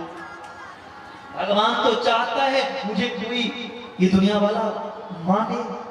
तुम भगवान को बेटा बनाना चाहोगे ना, तो तुम्हारे लिए बेटा बन के चले आएंगे, लेकिन बनाओगे तब ना। चाही तुम्हें समान सुता प्रदूषण कवच,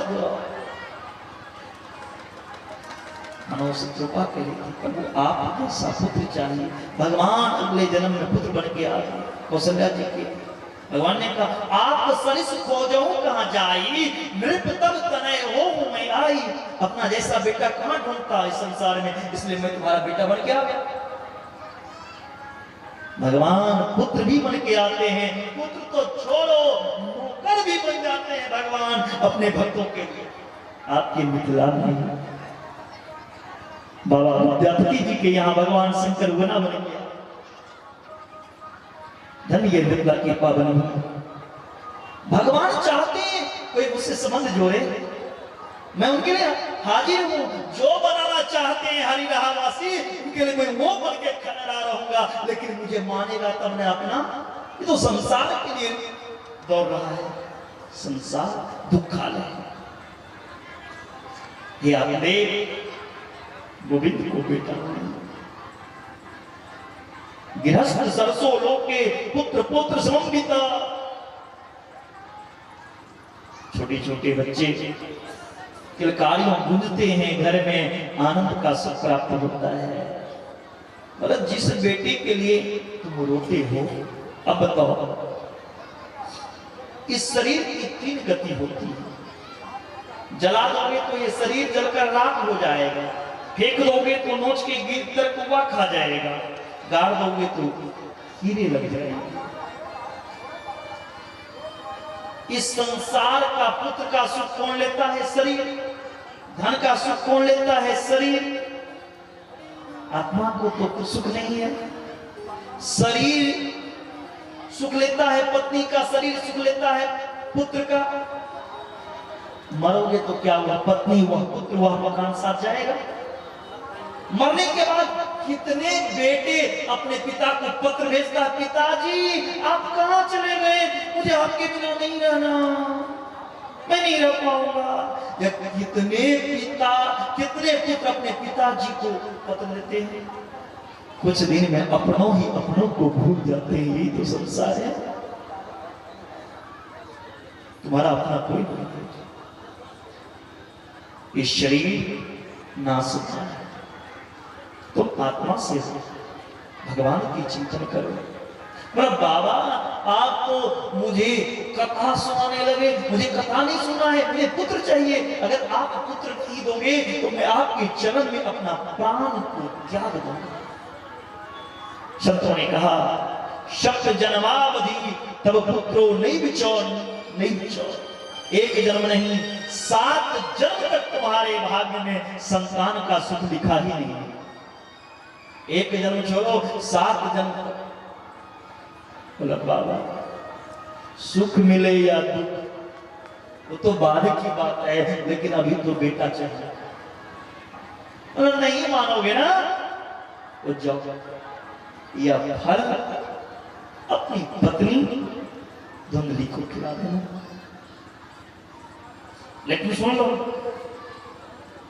फल खाने के बाद बहुत नियम है। फल खाना आसान है, लेकिन इसका नियम आसान नहीं है, क्योंकि संतों का दिया हुआ फल है। अपनी पत्नी को बोलना पूरे वर्ष तक ठाकुर जी की सेवा करना, सदाचार रहना, नित्य जप करना, मांगलिक श्लोक करना, पूजा पाठ करके भोजन करना, सारे नियम बता दिए। धुंधली के पास फल लेकर के आत्मे पहुंच गए, बड़े प्रसन्न हो गए। देवी धन्य हो गए आज हम, आज संत का आशीर्वाद मिला है। पत्नी कहती है, जगरालू तो थी, बोले आज आशीर्वाद मिला, इतने दिन से संत का श्राप लग था क्या? पहले कहां गया आशीर्वाद? बोला आशीर्वाद रूपी फल लेकर आया हूं। देवी अगर यह फल ग्रहण करोगी तो तुम्हारे गर्भ से पुत्र जन्म लेंगे। बोले वाह रे पंडित जी, आप कभी नहीं सुधरोगे। किसने कह दिया आपको फल खाने से बच्चा होता? फल खाने से अगर बच्चा हो जाए तो फल वाली की दुकान से बहुत लोग ले जाते हैं, कितने के घर में बच्चा जन्म ले लेंगे। और फल खाने से बच्चा हो तो पंडित जी आप पूजा करके कितने फल लाते हैं, कितने फल लाते हैं, मैं खा खा के थक गई, कितने 1000 बच्चे जन्म ले लिए होते। बोले देवी इस फल को कोई साधारण फल मत समझो, यह संतों का दिया हुआ आशीर्वाद है। इदम भाग्यम पत्न्या तुम ततः पुत्रो भविष्यति। देवी यह फल खाओ, अवश्य तुम्हारे गर्भ से पुत्र जन्म लेंगे। बोले ठीक है आप मुझे दे दो, मैं खा लूंगी। इतने में धुंधली सोचने लगी, क्या करूं? फल खाना आसान है, लेकिन नियम आसान नहीं है। मुझे नहीं होगा सवेरे सवेरे ठंड में स्नान करना, और मुझे तो सवेरे सवेरे भोजन चाहिए भैया, मैं मेरे उसकी नहीं पूजा कर।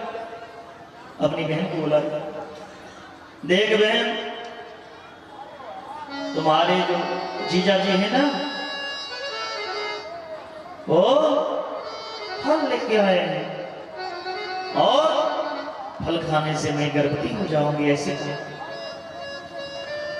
बहन अगर फल खाने से मैं गर्भवती हो गई, मेरे पंडित जी तो मेरे लिए बहुत जेवर बनवाए हैं, कहीं घर में चोर आ जाए तो इतने बड़े पेट लेकर के मैं कैसे भागूंगी, कैसे चोर को पकड़ूंगी?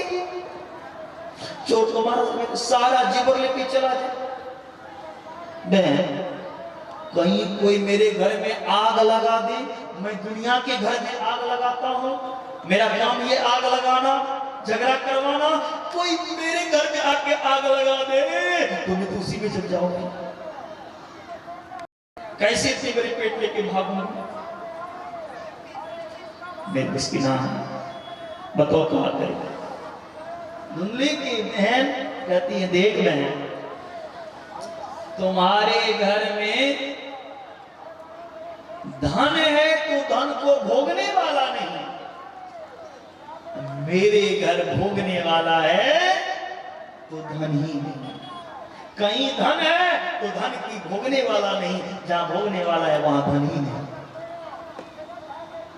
बहन, मेरे तो बहुत पुत्र हैं, फिर भी मैं गर्भवती हूं। तुम मेरे गर्भ में जो इस बार बच्चा जन्म लेंगे वो बच्चा ले लेना, बदले में मुझे धन दे देना। ठीक कह रही हो, लेकिन या फल को क्या करूं जो बाबा दियो है? बोले फल खाने से अगर बच्चा होए तो तेरी गाय की तो बाजिन है बहन, तू गाय को खिला दे, गाय के गर्भ से हो जाएगी। ठीक कह रही है। फल भक्षेन गर्भ स्याद गर्भनोदर विरधिता स्वल्प भक्षम ततो शक्ति गृह कार्यं कदेव देवी देवगामी प्रदेद ग्रामे फलोद गर्भिणी कथम लालने पालने दुःखं प्रसायते वर्तते एवं कुतर्क योगेन तत्फलम एव भक्षितम। खुद भक्षण नहीं किया और वह फल गाय को खिला दिया। जो फल धुंधली को खानी थी वह फल गौ माता को खिला दी। गौ माता गर्भवती हो गई। धुंधली अपने पति से कह रही, स्वामी आपने जो फल लाए मैं वो ग्रहण कर ली, मैं गर्भवती भी हूं, लेकिन मेरी एक शर्त है, जब तक मेरे गर्भ से पुत्र जन्म ना ले तब तक आप मेरा मुंह नहीं देखोगे। स्वीकार है? बोले तुम्हारे लिए तो मैं कुछ भी छोड़ सकता हूं, मैं तो एक वर्ष बाद में अपने बेटे के मुंह देखना चाहता हूं। अब तो तुम्हारी जिंदगी भर देख ली, अब तो बेटा का मुंह देखना है, तुमसे मैं दूर ही रहूं। आतले बैठ गए माला फेरन, लेकिन ध्यान है किसके ऊपर? पुत्र कब होगा? धुंधली पति से झूठ बोली, अब दुनिया के आगे क्या बोले? मैं गर्भवती हूं। तो ज्यों-ज्यों महीना बीता, धुंधली अपने पेट में कपड़े की पोटली बांध ली और कपड़े की पोटली बांधकर साड़ी की पल्लू से ढक ली और दुनिया को दिखाने लगी, मैं तो गर्भवती हूं। 9वें महीना चल गया। धुंधली की बहन के गर्भ से संतान का जन्म हुआ। अर्धरात्रि के समय धुंधली की बहन ने उन बच्चे को ला करके धुंधली को दे दी और वापस चली गई। आत्मदेव को पता चला मेरे घर में पुत्र का जन्म हुआ, बड़ा प्रसन्न हुए। बोले आहा, विधाता ने आज मेरे घर में दीपक को जला दिया, अंधकार मिटा करके प्रकाश को भर दिया। इस आत्मदेव के वंश को बढ़ाने वाला पुत्र जन्म लिया। मेरा नाम आत्मदेव है, तो अपना पुत्र का नाम परमात्मा देव रखूंगा। धुंधली बोली, सुनो सुनो सुनो, क्या बोले? परमात्मा देव। 9 महीना गर्भ में मैं रखी, दुख मुझे हुआ, कष्ट सहन मैं की, मां बाप के ऊपर ऐसा नहीं होने दूंगी। मेरा नाम धुंधली है तो मेरा बेटा का नाम धुंधकारी होगा, तो संतान का नाम धुंधकारी रख दिया। धुंधकारी की जन्म के 3 माह से 3 महीना बाद गौ माता के शरीर से सुंदर बालक का जन्म हुआ, जिस बालक का पूरा शरीर मनुष्य का मात्र कान गाय का था। पूरा शरीर मनुष्य का, गाय के गर्भ से जो बालक जन्म लिया, लेकिन कान गाय का, इसलिए इस बालक का नाम पड़ गया गोकर्ण। यत्कालीन तो जातो तरुणो तनया गोकर्ण पंडितो ज्ञानी धुंधकारी महाकला। गोकर्ण संतों का आशीर्वाद से जन्म लिए थे, जिससे पढ़ लिख कर गोकर्ण जी ब्रह्म ज्ञानी हो गए और धुंधकारी बचपन से ही दुराचारी हो गए। गोकर्ण इतने बड़े विद्वान हो गए, पंडित ज्ञानी। पंडित का अर्थ क्या होता है? सत असत विवेचनी बुद्धि पंडा। सत असत विवेचनी बुद्धि पंडा सा अस्य संजाता स पंडितः। जो सत और असत को ठीक से विवेचन कर सके, ऐसी बुद्धि का मालिक जो हो उसे पंडित कहा जाता है। जो सत असत की बुद्धि को विवेचन कर सके उसे पंडित कहा जाता है।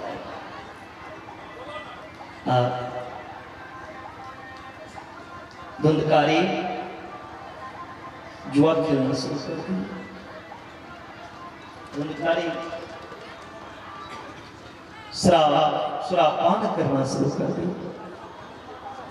आपने देख रहे हैं घर की आदत। धुंधकारी बड़े बिगड़ गए। धुंधकारी बचपन से ही बुरी आदत में पड़कर बिगड़ गया। शराब पीने लगा, जुआ खेलने लगा, वेश्यावृत्ति करने लगा और दुष्कर्म आ गया। पिता का कमाया धन जुआ में लगाया, जुआ में वेश्यावृत्ति में लगा दिया। इसीलिए कहते हैं भैया हरिराहवासी ध्यान देना, इसीलिए कहते हैं बच्चों को ध्यान देना। हरिराहवासी बच्चों को धन नहीं दो, बच्चों को धर्म दो, संस्कार दो।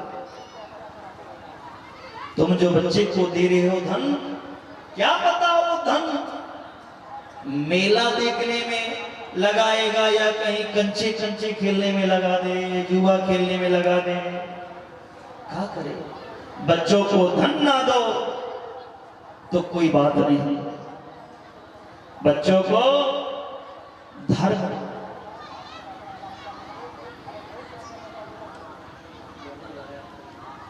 दस मिनट के अंदर टेंशन नहीं लीजिए। 10 मिनट में झांकी का भी आप लोग दर्शन करेंगे। साथ बना के बैठेंगे, वृंदावन से आई हुई सुंदर झांकी का दर्शन करेंगे। श्री राधे। बच्चों को धन ना दे पाए तो कोई बात नहीं, धर्म जरूर देना चाहिए। यदि पुत्र लायक हो, पुत्र अगर लायक होगा तो जरूर कमा लेगा। अगर वह पुत्र नालायक होगा, अगर वह पुत्र नालायक होगा तो पिता का कमाया हुआ धन को भी, संपत्ति को भी बर्बाद कर देगा। इसलिए पुत्र को धन नहीं दो, उस पुत्र को धर्म दो।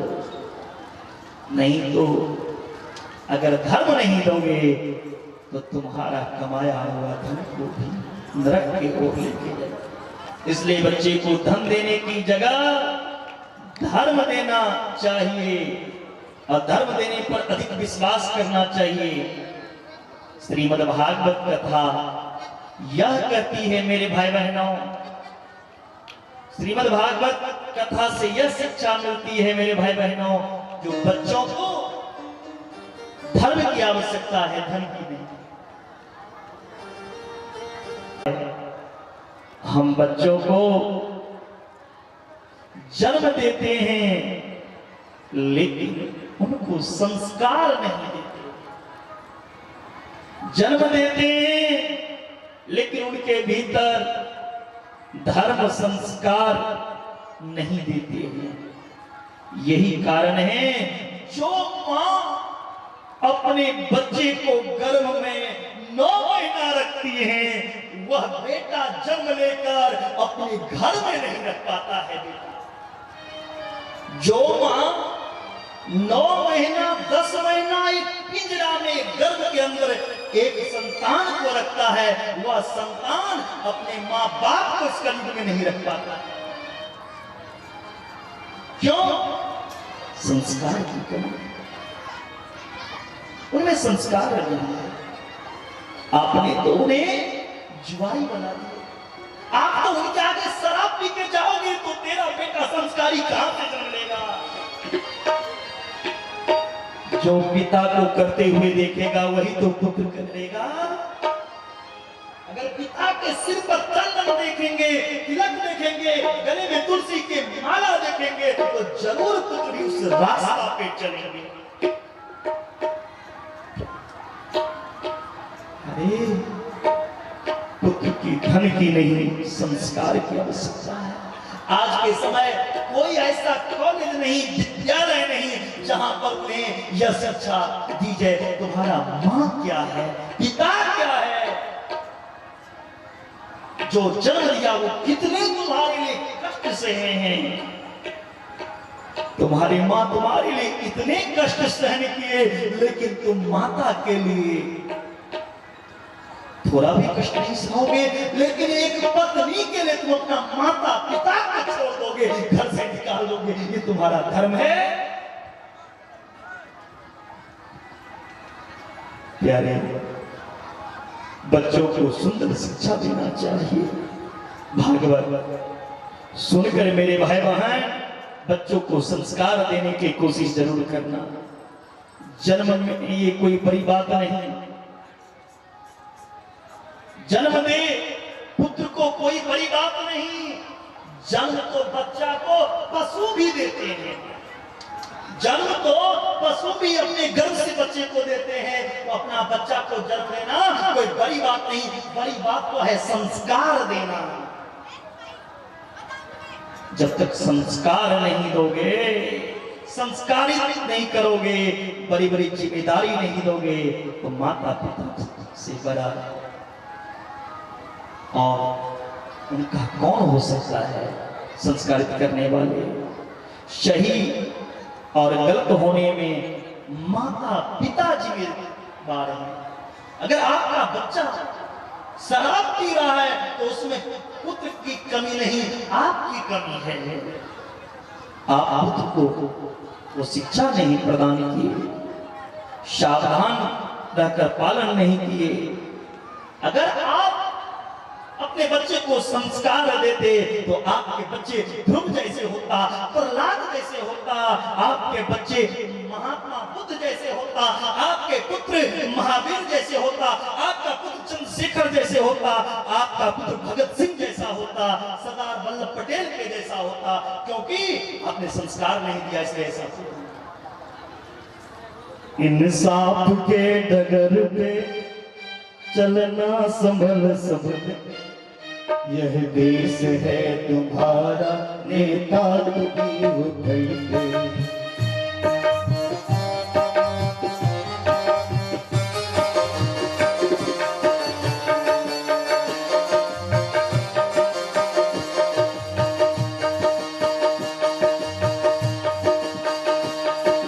सांप की जगत में बच्चों की खाओ चल के, यह देश है तुम्हारा, नेता तुम्ही हो गए।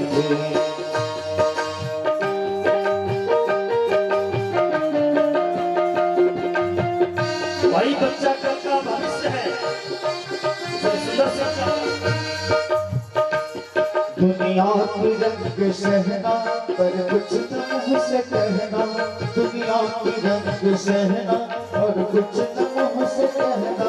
रख दो एक दिन तुम संसार को बदल के, इंसाफ की जगत में बच्चों उठाओ चल के, यह देश है तुम्हारा, नेता तुम्हें हो बन के, यह देश है तुम्हारा, नेता तुम्हें हो बन के। प्यारे, वो बच्चा भविष्य है, इसलिए उन्हें सुंदर शिक्षा की आवश्यकता है। सुंदर शिक्षा नहीं मिली, इस कारण वह बच्चा वेश्यावृत्ति में लीन हो गया। आत्मदेव रोने लगे। रात्रि में आत्मदेव की रोने की आवाज गोकर्ण को सुनाई दिया। गोकर्ण आकर के पिताजी का आगे खड़े हो गए। पिताजी आप रो रहे हैं, क्यों? किसके लिए? एक देह के लिए आप रो रहे हैं। देहस्तिमात्सुरुधिरे अभिनित्यं त्यज्यत्वं जायासुपादिषु सदा ममता विपुंच पश्चानि समजविदं जनभंगनिष्ठ वैरागरागरसिद्धभक्तिनिष्ठ। पिताजी, ये संसार में कोई अपना नहीं है, गोविंद को मानो। बहुत तरह का उपदेश दिए हैं यहाँ पर। गोकर्ण जी के उपदेश सुन करके आत्मदेव चले गए भगवत भजन के लिए। गोकर्ण जी चले गए तीर्थ यात्रा में। घर में बच गई कौन? धुंधकारी और धुंधली, दोनों एक ही राशि से। अब दोनों में एकता मेल होना चाहिए। एक दिन की बात है, धुंधकारी ने अपनी मां की बाल पकड़ करके खींच के कहने लगा, बुढ़िया सोना निकाल। कहाँ है? जितना सोना था बेटे की हाथ की पिटाई खा करके सारी जेवर निकाल दी। फिर दूसरे दिन पिटाई करने चल दी। अब कहाँ है? बोला, बेटा मैंने तो सारा दौलत तुम्हें सौंप दिया, अब कहां से लाऊं, कहां जाऊं? जब बार बार अपनी बेटे के हाथ से पिटे धुंधली खा रही है तो सोच रही है, ऐसे बेटा से तो निसंतानी, इनके हाथ से पिटाई खा खा के मरूं, इससे अच्छा खुद अपनी इच्छा से जाके मर जाऊं। धुंधली ने कुआं में जाकर के अपनी देह को त्याग दिया। अब धुंधकारी 5 वेश्या को अपने पास ले आए। वेश्या किसे कहते हैं? जो विकार को प्रदान करे, जिसकी वृत्ति में विकार भरा हो, उसे वेश्या कहते हैं। ऐसे विकार को अपने घर में ले आए। अब और दूषित हो गए। वेश्या को चाहिए धन, जितना धन था दे दिए। अब धुंधकारी चोरी करना शुरू कर दिए, डकैती करना शुरू कर दिए। वेश्या सोच रही हैं, ये तो मरेंगे और मरते मरते हमें भी फंसा के जाएंगे, कहीं चोरी करते हुए पकड़े जाए तो। इससे अच्छा मैं ही अपने हाथों से इसको मार दूं। जलती हुई अंगार चूल्ही में से लेकर के धुंधकारी के मुंह में डाल करके मार दिए। धुंधकारी छटपटाने लगे, कोई सुनने वाला नहीं है। धुंधकारी का प्राण का अंत हुआ। गोकर्ण जी तीर्थ यात्रा में थे। गोकर्ण जी को पता चला मेरे भाई की अकाल मृत्यु हुई, मेरी माँ की मृत्यु हुई, तो गया में जाके श्राद्ध किया, गया में पिंडदान किया, तब भी मुक्ति नहीं हुआ। सारे तीर्थ यात्रा करने के बाद में जब गोकर्ण जी घर आए, घर में जब तपस्या करने के लिए बैठे, जब सारा संसार शयन के लिए बैठता है, तब सच्चा संत तपस्या करने के लिए बैठते हैं। तो श्याम जागृति संयमी जब गोकर्ण जी महाराज तपस्या करने के लिए बैठे, तो कहीं से शेर की आवाज, कहीं से कुत्ता की आवाज सुनाई पड़ रही है। गोकर्ण जी महाराज, अरे भैया तुम कौन हो और क्यों मुझे डरा रहे हो? धुंधकारी प्रेत था, सामने आ नहीं सकता। गोकर्ण जी महाराज जल की छींटा मारा तो जो हो प्रकट हो जाओ। धुंधकारी प्रेत प्रकट हो गए और कहने लगा, अहम भ्राता तदीयो वस्मि धुंधकारिति नामतः शकीनी बदोसीना ब्रह्म तत्त्वं नासितं मया। हे भैया, मैं कोई और नहीं, मैं आपका भाई धुंधकारी हूं। गोकर्ण ने जो देखा धुंधकारी को प्रेत बने, गोकर्ण करने लगा, राम राम धुंधकारी, तुम प्रेत बन गए? अरे तुम्हारे नाम से मैं गया जी में पिंडदान किया। शास्त्र यह कहता है जिसका कहीं उद्धार ना हो उनका गया में पिंडदान करने से मुक्ति मिलती, उद्धार होता, फिर तुम्हारा नहीं हो। धुंधकारी कहने लगा, भैया मैं इतने बड़ा पापी हूँ, एक बार में 100 बार गया में पिंडदान कर दोगे तब भी मेरा मुक्ति होने वाला नहीं है। लेकिन भैया ये प्रेत योनि में बहुत कष्ट हो रहा है, मुझे इस योनि से मुक्त कर लो। धुंधकारी की बात सुन के गोकर्ण जी कहने लगे, भैया आप चिंता मत करो, सुबह की सूर्य उदय लेने से पूर्व तुम्हारा मुक्ति का उपाय मैं सोच लूंगा। सुबह जब सूर्य उदय लेने लगे, सूर्य की वेग की, सूर्य की गति की रोकने की ताकत था तो गोकर्ण जी सूर्य की गति को रोक दिए। हे भुवन भास्कर आदित्य सूर्य देव, आगे की रास्ता तब तय करना, पहले मेरे भाई की मुक्ति की रास्ता बताओ।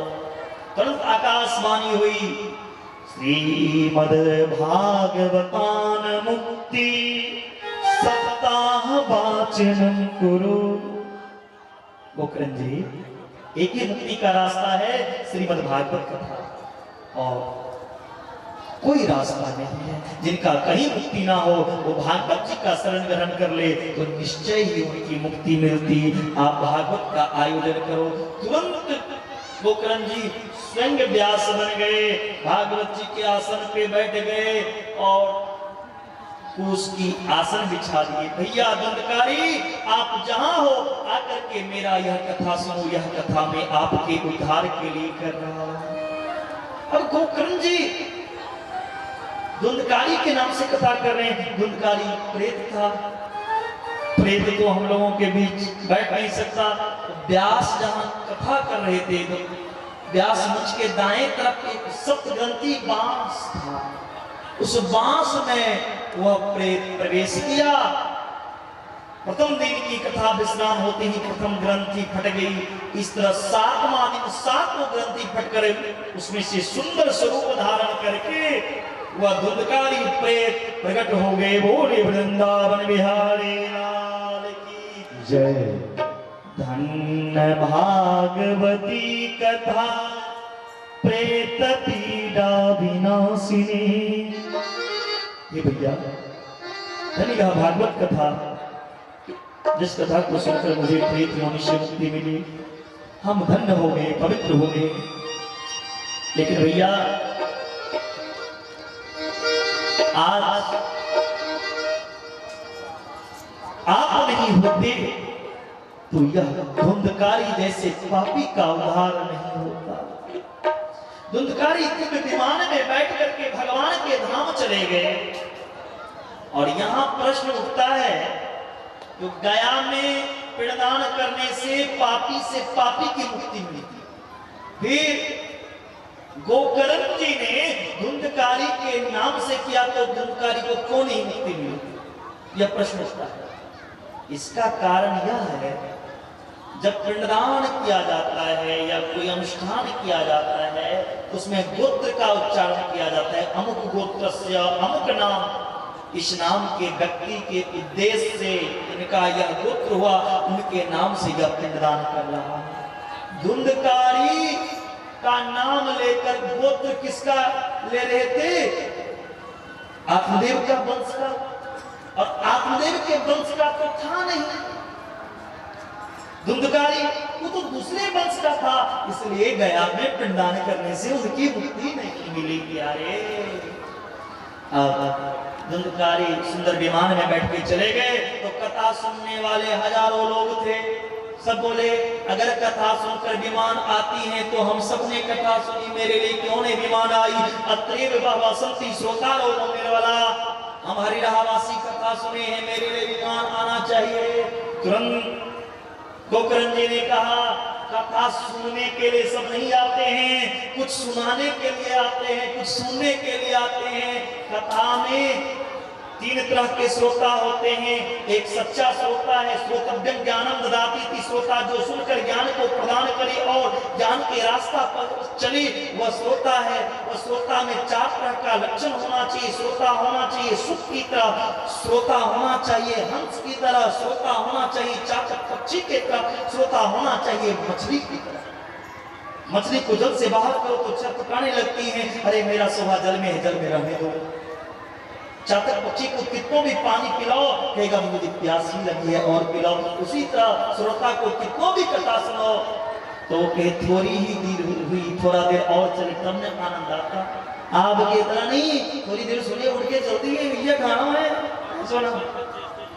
कथा ये हो तो सब कुछ भूल करके कथा पर ध्यान दो, ठाकुर जी को ध्यान दो।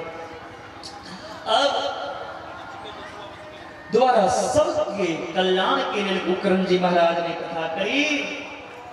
गोकर्ण जी की कथा के प्रभाव से सबके लिए विमान आए, सब सुंदर विमान में बैठ करके भगवान का धाम चले गए।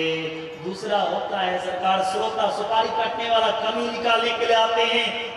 किसमें कमी, टेंट में, सोन में, पंडित जी में, वो कमी ढूंढते हैं। तीसरा होता है सोता, घर में सोना होता नहीं तो कथा में ही आया करके सो जाते हैं। देखो वहां पर आराम से चैन की नींद लेते हैं कथा में। तो सोने से उद्धार होने वाला नहीं है, सुनने से उद्धार होगा।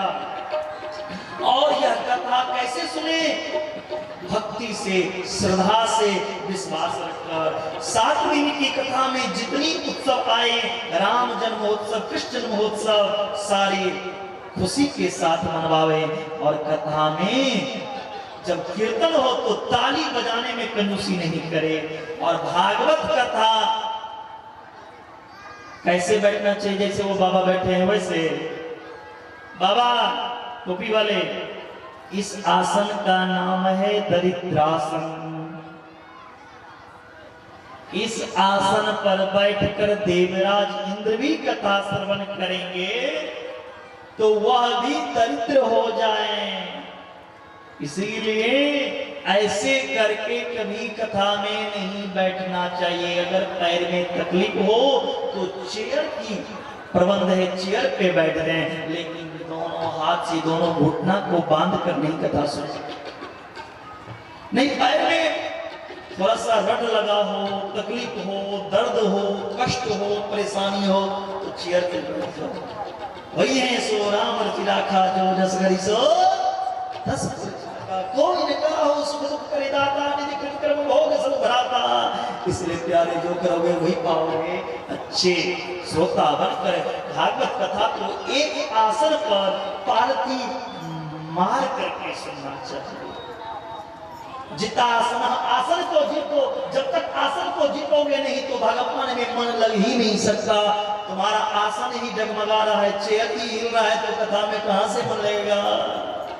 चेयर पे बैठे हमारे चेयरमैन जी, जमीन पे बैठते हैं हरिभा के जमींदार जी। इसलिए आप लोग जमींदार हैं, लेकिन ऐसे करके नहीं बैठते। और भागवत कथा में भोजन कितने बार करना चाहिए, क्या खाना चाहिए? वक्ता श्रोता को 7 दिन तक घी पी कर रहना चाहिए। लेकिन कलयुग में डायबिटीज हो गया। घी पीने का मतलब ऐसा नहीं जो गिलास में डाल लो और उठा के पी लो। पहले जब कथा होती थी तब विश्राम नहीं होता। जब कथा या श्रोता थक जाते, चेहरा पे मुरझापन आ जाए, तब थोड़ा सा घी लिए और मुख में लगा लिए, फिर आचमन कर लिए, फिर कथा शुरू हो गई। अगर आप घी पी के नहीं रह सकते हो तो पयः पान, दूध का पान करो। दूध पचती नहीं। फल ग्रहण करो, गैस बनती। तो चलो एक टाइम भोजन करो, एक टाइम फल। एक टाइम में भूख मिटती नहीं, 2 टाइम खा लो। अरे 2 टाइम नहीं तो 3 टाइम। 3 टाइम में भी अगर ये कुआं नहीं भरता तो 4 टाइम करो। लेकिन इतना भी मत खा लो तो कथा में से उठ करके जाना पड़े नदी की ओर। 4 बार भोजन भजन 1 बार, उसमें भी उलझन आती है बार बार। 4 बार भोजन भजन एक बार, उसमें भी उलझन आती है बार बार। इसीलिए भोजन भी करो ताकि कथा में भी मन लगे। उसके बाद में अंत में आरती प्रसाद लेकर के ही जाना चाहिए। इस तरह का बहुत तरह का उपदेश नारद जी को बताए। बोलिए भागवत भगवान की जय, वृंदावन बिहारी लाल की जय। आइए हम लोग सुंदर वृंदावन से आए हुए झांकी कलाकार के द्वारा सुंदर सा झांकी का दर्शन करेंगे।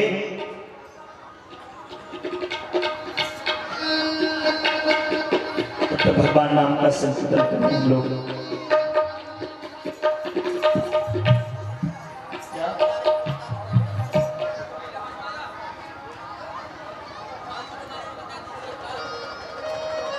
बता दिए झांकी के बारे में, सुन ही रहे हैं सब। वृंदावन धाम से आए हुए झांकी कलाकारों के द्वारा सुंदर झांकी का दर्शन करेंगे। पहले भगवान शंकर का झांकी आई है। पहले हम भगवान शिव शिव के भजनों के माध्यम से झांकी का दर्शन करेंगे।